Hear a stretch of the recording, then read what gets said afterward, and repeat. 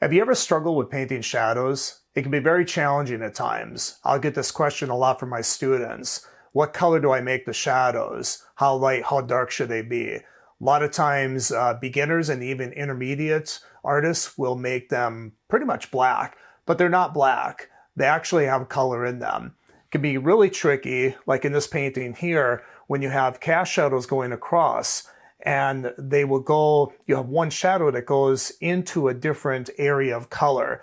So on this driveway here, you have these cast shadows, and then here they have a muted violet blue tone. And then when they hit the grass, of course, they get this dark green tone. Also the light area, you have this streak of light, which has this lighter pinkish tone to it. And then it gets into the grass, which of course is a lighter green tone.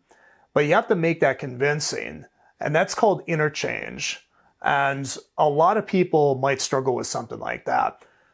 Another common thing I see is what I like to call tiger stripes, where you'll just paint even stripes all the way across, and you don't want to do that. When you look at reference photos, it'll look like there is a bunch of stripes in there, but you have to learn how to simplify those shadows and those streaks so you don't end up with a unnatural look. In my workshop at Oil Painting Plus this month, I show you how to do this painting from start to finish and how to handle cast shadows like this.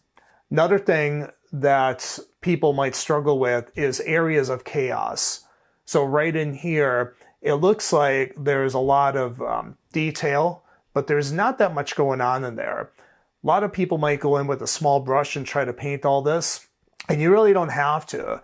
If you know how to handle the paint, how to use your brush, how to use the right pressure on your brush, and also very directional movement, you can paint chaos like this and imply a lot of detail without having to paint each individual little twig or leaf. That's something else I show how to do in this month's workshop. Another thing is the placement of this tree.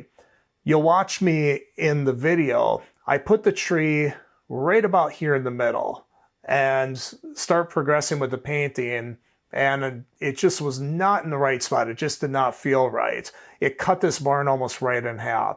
So you watch me basically wipe this thing out and scoot it over, and within a matter of minutes, I have it in its new spot, almost like nothing ever happened. It's not that difficult to do, but it's super important, because if you do not get main compositional elements in the right place, no amount of detail, texture, even accurate color and value is going to make up for something that just does not look good where it is. That's called composition. That's something else that we do in this month's workshop. Another thing is the red of this barn.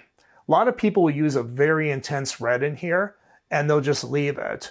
And the red in there is not as intense as you think. It looks intense because of all the cooler, more muted colors that are around it.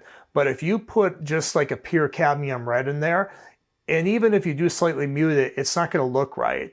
You have to learn how to tone these even intense colors down in nature, even man-made colors like red paint, so that it looks like it's a natural light.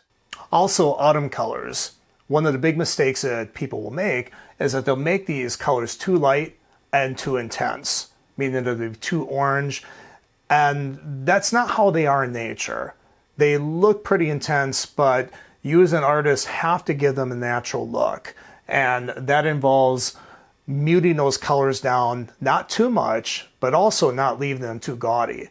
So in the video, I show you how to do that, how to build up from a darker, more muted tone, and then going over this with even some impasto paint, which is a lot of fun to do, to get a more natural, intense look without getting too gaudy.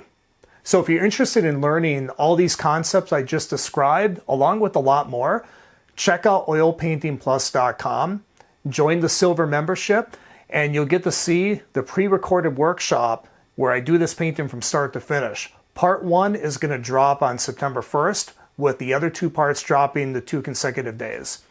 So I'd love to have you there. I also do a live monthly Q&A and critique session where you can submit any artwork, any painting you've done to get some constructive feedback to help you become a better artist.